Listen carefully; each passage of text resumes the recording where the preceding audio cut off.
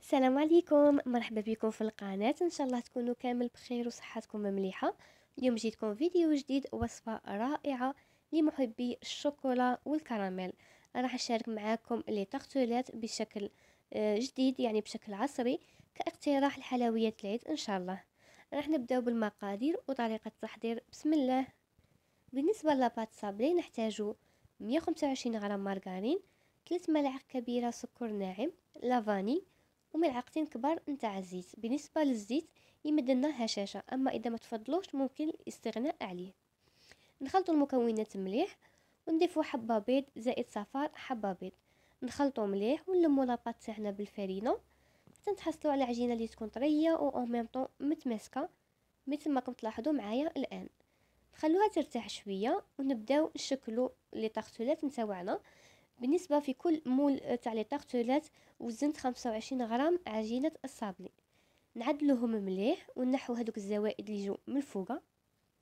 نديرهم يطيبوا على فرن اللي يكون ساخن من قبل على 180 درجه، نعسوهم حتى يطيبوا بهذا الشكل. فوالا هنايا راح نبدو نزينوا فيهم. كطبقه اولى انا فضلت ندير القرقاع اللي ممكن تعوضوه بمكسرات اللي تفضلوها. اما الطبقه الثانيه راح ندير الكراميل.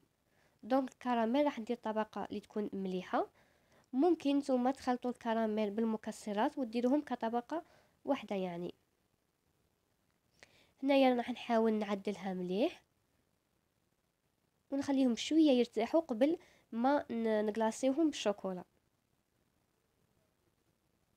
فوالا هذا هو الشكل تاعهم، حاولوا تعدلوهم مليح.